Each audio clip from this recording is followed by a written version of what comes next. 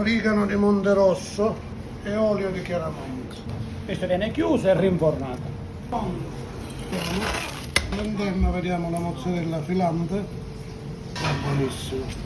Delle pennette all'arrabbiata e delle pennette alla zarina. Il colore al piatto. Quindi aggiungiamo un po' di prezzemolo per dar Così colore. diamo un po' di colore al piatto. E il primo piatto parte, già siamo quasi in attesa del secondo piatto che è una zarina, una ricetta tradizionale, storica, si fa sempre allo stesso modo ed è un piatto che piace tuttora.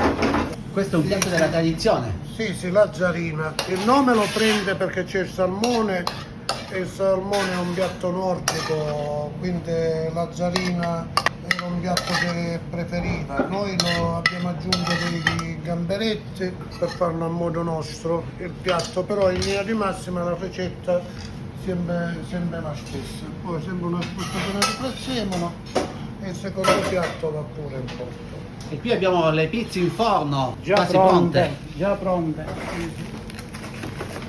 Facciamo un impasto anche con farina integrale di un mulino qua locale, che sono dei grani antichi. La pizza viene leggera, digeribile. Questa è una pizza con funghi porcini, gorgonzola, mozzarella e all'uscita metteremo del crudo.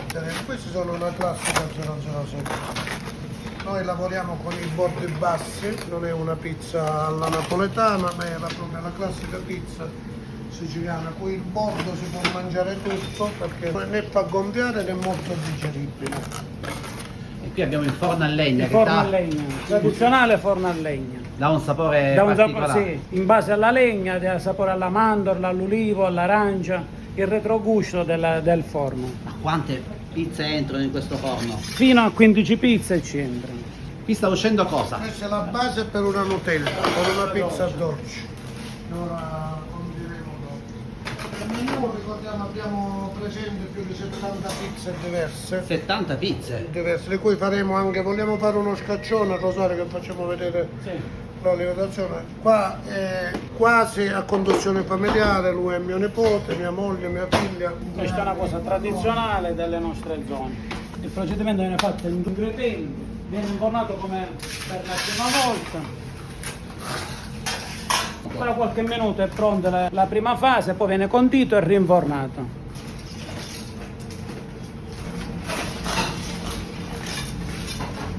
Questa è la prima fase.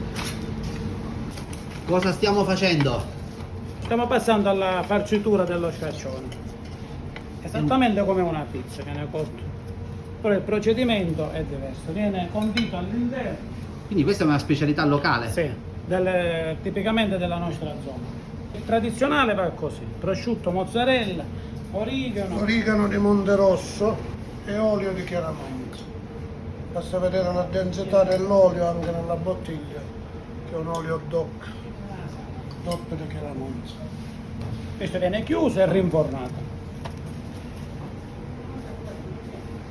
In 5 minuti il tempo della mozzarella e della doratura di fuori ed è pronto.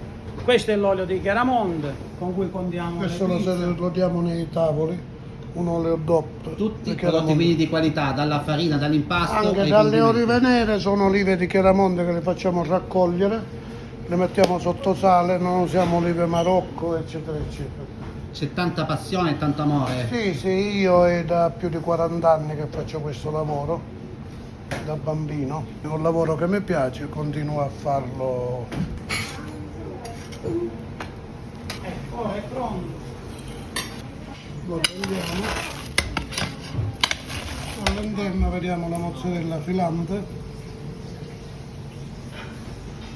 il prosciutto. Certo, l'odore dell'olio non si sente nel video, però è buonissimo. Lo scaccione, Una specialità tipica della nostra zona. Sulla friggitrice ci sono delle cassatine di ricotta già pronte da sfornare. È un piatto tipico pasquale che ormai si usa però tutto l'anno. È un piatto molto tipico della nostra tradizione.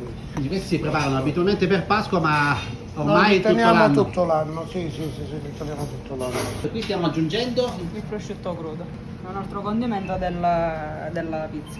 Siamo Pizzeria Fontana, Chiaramonte Gulfi, in provincia di Ragusa. Salutiamo tutti gli amici di Bella Sicilia che ci stanno seguendo in pagina. Presto altri video.